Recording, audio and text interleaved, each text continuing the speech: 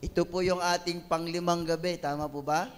Wow. Sinong naniniwala na kahit abutin pa tayo ng 1 taon na magsimbang gabi ay hindi mauubusan ng Panginoon? Ha? Pastor, mukhang lampas-lampas na yon sa ano ah. Amen? Alam niyo po, training lang to sa atin dahil kapag tayo ay umuwi na sa langit, araw at gabi, forever, tayo po ay magpupuri at sasamba sa Diyos. Amen? Sige, muli mong tapikin yung katabi mo, training pala to. Kaya dapat lagi tayong nandito. Amen? Praise the Lord. Praise the Lord. Did you know that the Bible is the only book that covers many mysteries? Alam niyo po ba kung ano pong ibig sabihin ng mysteries? Something that is difficult to understand or explain. Kaya alam niyo po ba na maraming nagtangkang magbasa ng Bible pero hindi nila maintindihan, hindi nila ito maunawaan. It is because merong kulang at yun po yung pagsama ng banal na Espiritu Santo sa atin. Now, ma-enjoy lang natin ang pagbabasa ng salita ng Diyos the moment na ina-acknowledge natin yung presensya ng Holy Spirit sa ating buhay. Sino dito nag-i-enjoy ka magbasa ng Bible, ha? Why? Kasi ang Bible ay love letter ni Lord para sa iyo. Amen? Now, are you ready to uncover some of the mysteries in the Bible? Now, I want you to open your Bible in John chapter 1, verse 10 hanggang 14. Ito po ang sabi niya sa NIV version. He was in the world, and though the world was made through him, the world did not recognize him. Verse 11, he came to that which was his own, but his own did not receive him. Yet to all who did receive him, to those who believe in his name, he gave the right to become children of God. Verse 13, children born not of natural descent, nor of human decision, or a husband's will, but born of God. Verse 14, the Word became flesh and made his dwelling among us. We have seen his glory, the glory of the one and only Son, who came from the Father, full of grace and truth. Purihin po ang salita ng Diyos. Now, this passage, yung binasa po natin, this passage talks about, ito po yung ating title, the introduction of Jesus in this world. Sabi mo sa katabi mo, introduction. O ito yung pagpapakilala, no, ng Bible kay Jesus. Now, doon po sa verse 10, sabi niya, he was in the world, and though the world was made through him, and the world did not recognize him.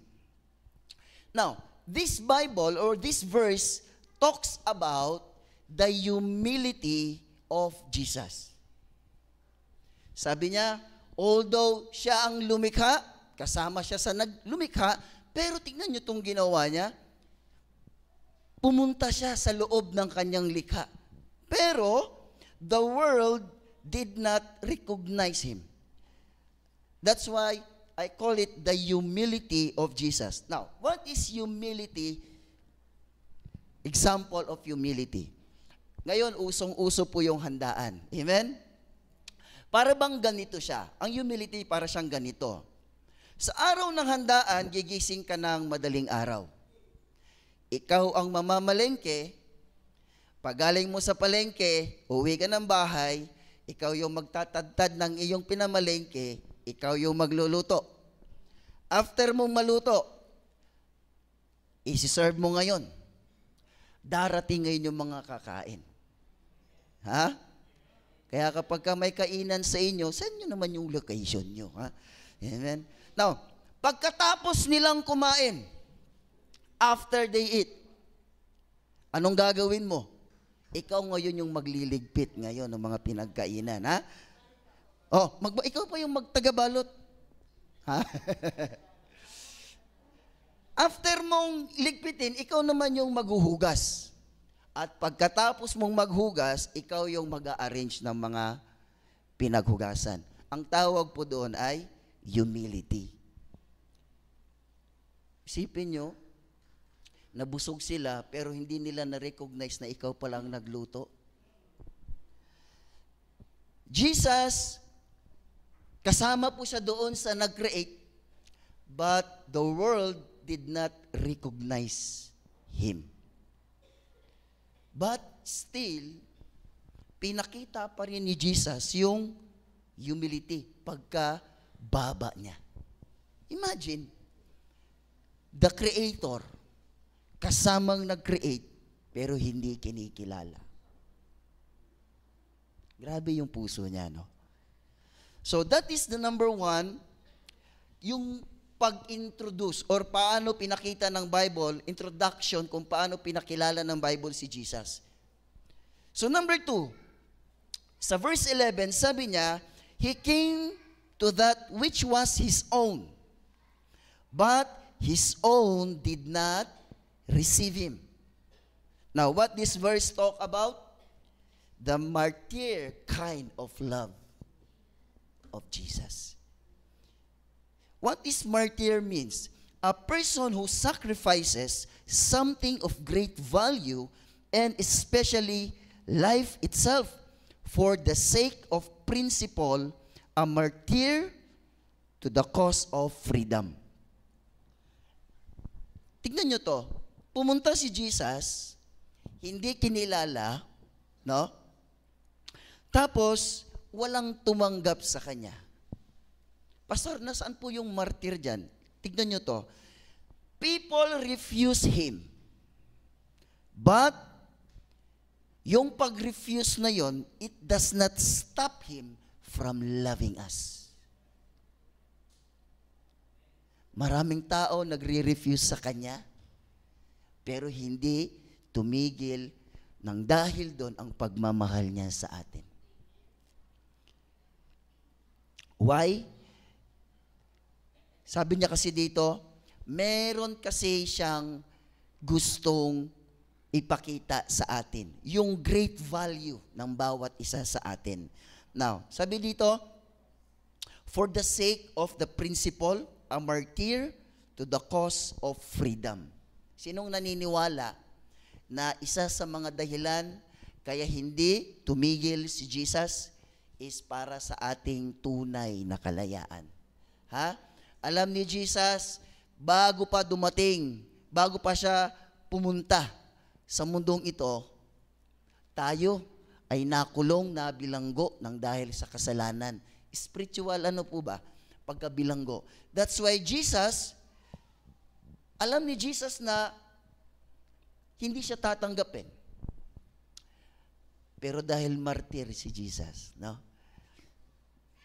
Yung pag-ibig niya sa atin, it does not stop Him from loving us.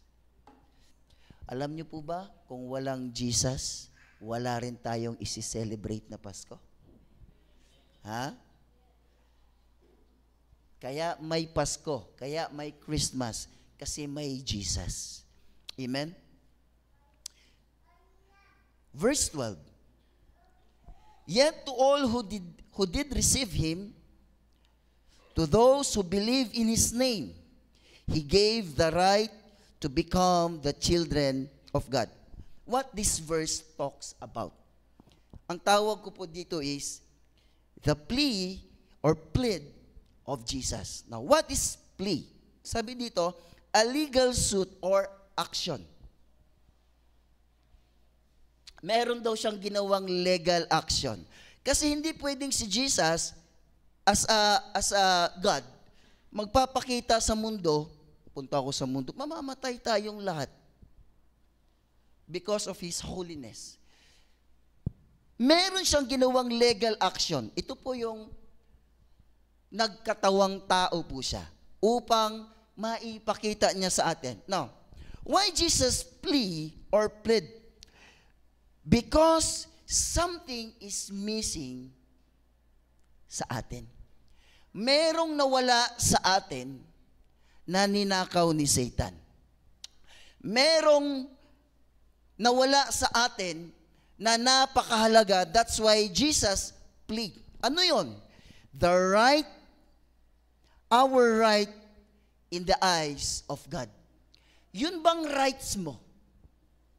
Yun bang, noon kasi we cannot direct God, Lord, pengi nito. Hindi tayo pwede nun. But because of Jesus, He gave us a confidence. Para bang ganito, when you pray to God, sino dito tumanggap na kay Jesus? Ibig sabihin, you receive Jesus, you receive the right as His son or daughter. Now, when you pray, Father, according to the Constitution of Heaven, RA 112, anyone who received Jesus Christ, bibigyan din kami ng right na maging anak mo. Ibig sabihin, you can now claim the promises of God that is written in the Bible. Parang hindi kayo masaya. Alam nyo, nung pinag-aaralan ko to, Lord, salamat. Meron kang ginawang legal action na ibalik yung rights namin.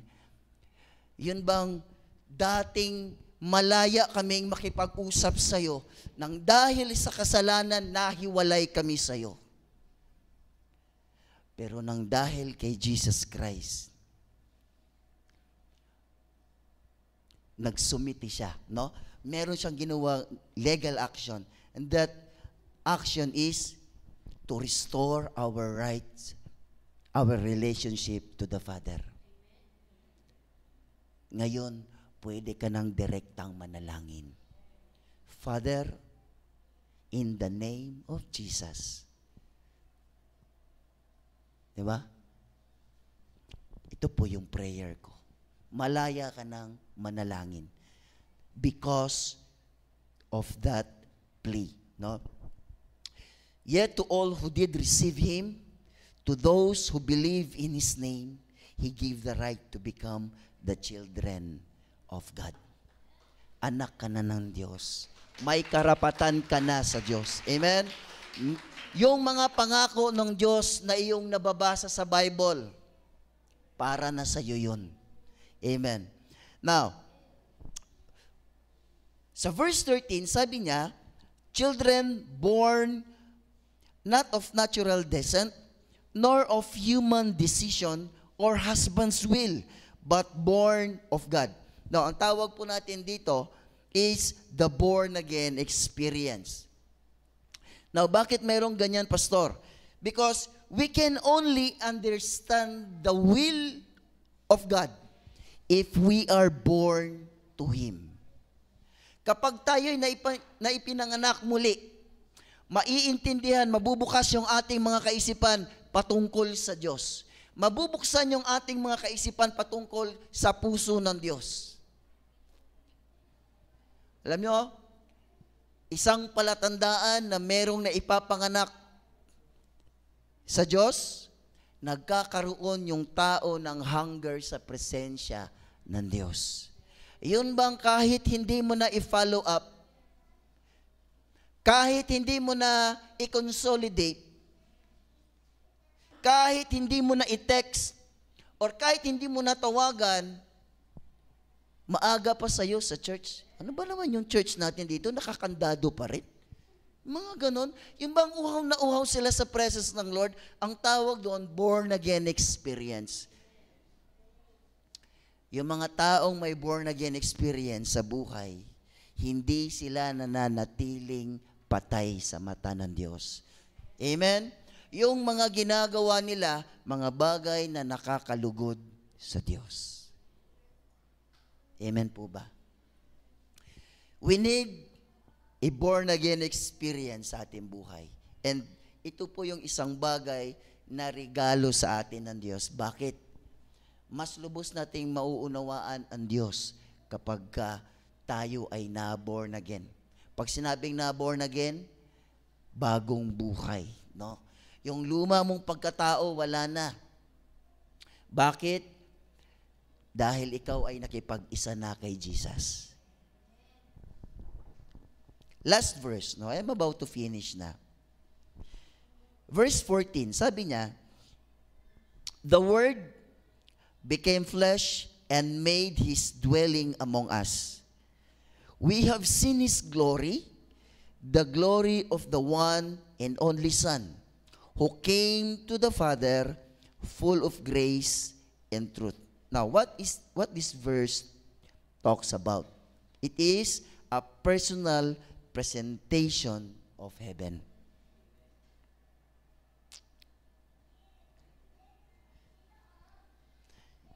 Yun bang sabi ng langit, this is Jesus. Pinresent. Bakit? Marami kasing tao hindi naniniwala kay Jesus. Sa panahon ni Moses, pag sinabi ni Moses, ito si Lord, kulog eh. No? Sabi ng mga Israelites, nakakatakot naman yung Diyos nyo. Di ba? So, upang mas makilala natin ang Diyos, personal nang pumunta ang may likha sa atin. A personal presentation from heaven. No? Sabi dito, the Word became flesh and He made His dwelling among us. Nakasama daw natin dito. Yung salita. Ang Diyos. Amen? And then sabi niya, we have seen His glory. Grabe, maraming tao, nakikita na nila yung mga himala ng Diyos. Grabe, tumatalikod pa rin talaga. Amen? No, nakita na nila kung paano nabago yung dating walang pangarap sa buhay, nagbago. Talagang tumatalikod pa rin sila. We have seen His glory and the glory, the one and only Son, who came from the Father full of grace and truth. Now, ano sabi dito? Encounter with Jesus. No? Yung ma-encounter daw natin si Jesus ay magki-create daw ito sa buhay natin ng heavenly atmosphere. Pag sinabing heavenly atmosphere, yun bang kahit wala ka sa church, alam mong nandyan si Lord sa'yo. Kahit nasa trabaho ka, nararamdaman mo yung presence ng Lord. Amen? Heaven is nothing without the presence of God. Ang heaven, wala pong kwenta kung wala po ang Diyos doon. Para lang din siyang hell.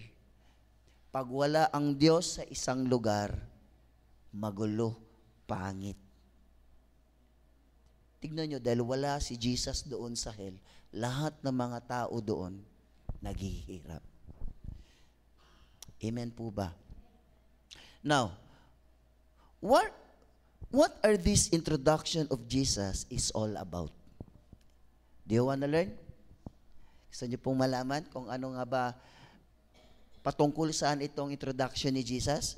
Now, sabi dito, this introduction of Jesus is all about, number one, the forgiveness of our sin.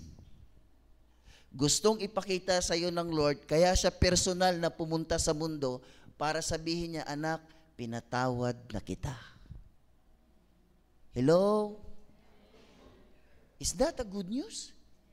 Na si Jesus, ang Diyos, mismo pumunta sa kanyang nilikha. Grabe yung humility ni Jesus, no? Para lang sabihin sa iyo na, pinatawad na kita, huwag ka nang mamuhay sa kasalanan. Nilinis na kita. This is the essence of Christmas. This is the message of Christmas. The forgiveness of our sin. Pangalawa, salvation. Sabi mo sa katabi mo, kaligtasan. No, Christmas is just a waste. Listen to me. Basura lang po kung magsi-celebrate lang tayo ng Christmas na hindi natin alam na tayo pala ang dahilan upang sa ating kaligtasan, kaya si Jesus ay narito. This all stuffs, wala pong kwenta to kung hindi natin mauunawaan na tayo pala, na ang essence ng Christmas pala ay para sa kaligtasan ng lahat. Amen. What else? This introduction of Jesus is all about showing His love for us. Martir nga eh. Tinalikuran mo na, minahal ka pa rin. Yung jowa mo, tinalikuran ka na. Binlock ka pa. Si Jesus, tinalikuran ka na, binlock mo pa. Grabe, gagawa pa rin ng paraan eh, no? Maipakita lang kung papaano siyang nagmahal sa atin. Christmas is all about the love of God. Amen? Ito yung true love na kayang pumunta, no? Kayang magpatunay na tayo'y mahal niya. Isipin nyo, ang ganda-ganda na ng position ng Diyos, ni Jesus, nandoon siya sa katabi niya yung ama niya, pero yung pangungulila ni Jesus, Father, okay lang, kahit mangulila lang ako ng maikling panahon, basta't yung mga nakaupo ngayon dito, maramdaman nila at marinig nila yung pag-ibig mo sa kanila. John 3:16, For God so loved the world that He gave His one and only Son. Last, the grace of God. Yung biyaya ba ng Diyos na kahit hindi ka karapat-dapat maligtas, kahit hindi ka karapat-dapat sa Diyos, tayong lahat, hindi tayo karapat-dapat, pero dahil sa biyaya niya, naging alay yung anak niya para sa atin. That is the meaning of Christmas. Ano kasi yun? 4 lang. The forgiveness of our sin, salvation, love, and the grace of God. Sino yung mga first-timer dito? Yung, huwag kang mahiya. Now, kung may first-timer dito, I am encouraging you tonight. Jesus has a message for you long time ago. Meron siyang message sa'yo. Ano yung message niya? Receive Him. Tanggapin mo siya sa buhay niya. Buhay mo. Can we stand up?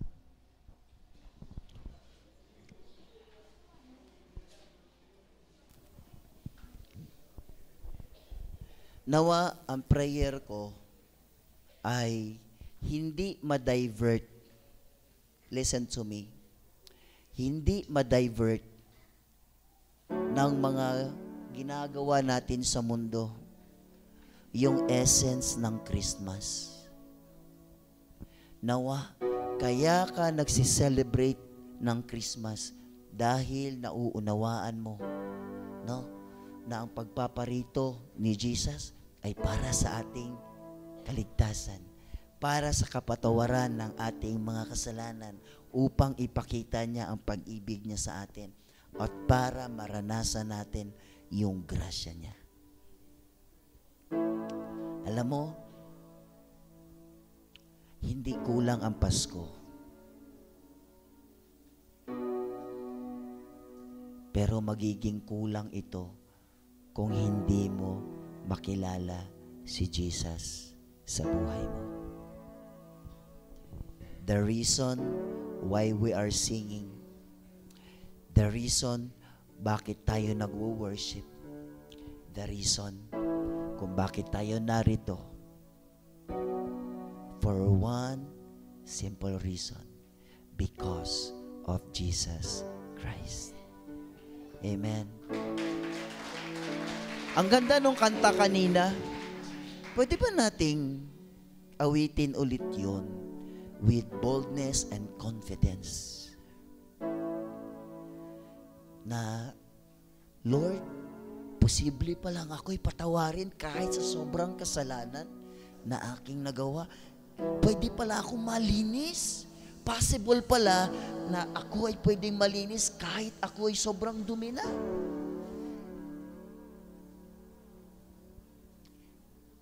Let us celebrate the true meaning of Christmas by acknowledging Jesus Christ in our life. Pwede bang awitin natin ulit yon? Wala sa'yo. Yes, Lord. Ikaw ang Panginoon na makapangyarihan. Walang mahirap sa'yo. Yes, Lord. Saan pa? Walang mahirap sa'yo. Walang mahirap sa'yo. Yes, Lord. Ikaw ang Panginoon na makapangyarihan. Yes. Walang mahirap sa'yo. Walang mahirap. Walang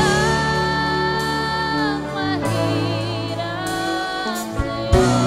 Oh! Walang mahirap sa'yo. Ikaw ang Panginoon na makapangyarihan. Come on! Walang Mahirap sa'yo. Minsan pa. Walang mahirap sa'yo. Walang mahirap.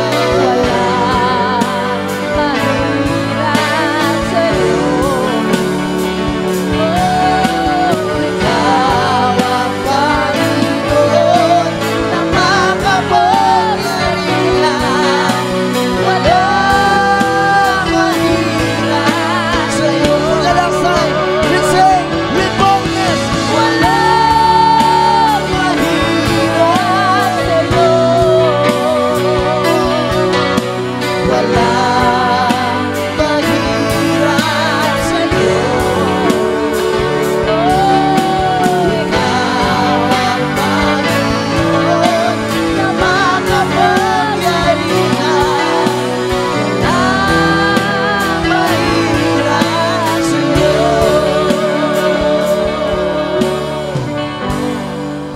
Yes, Lord.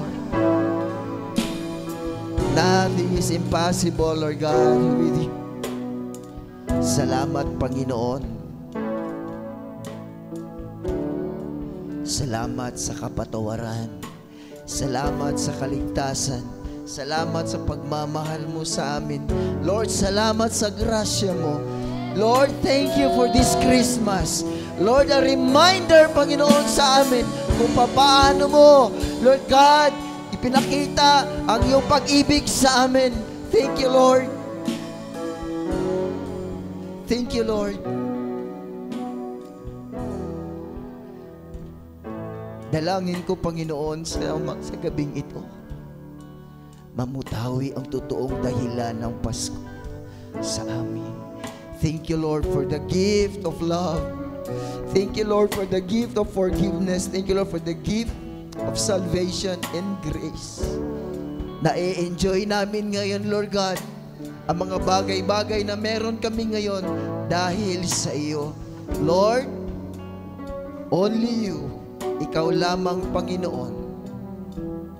Sa iyo lamang, Panginoon, lahat ng papuri, pagsamba, parangal, sa iyo lamang, Lord. Salamat, Panginoon.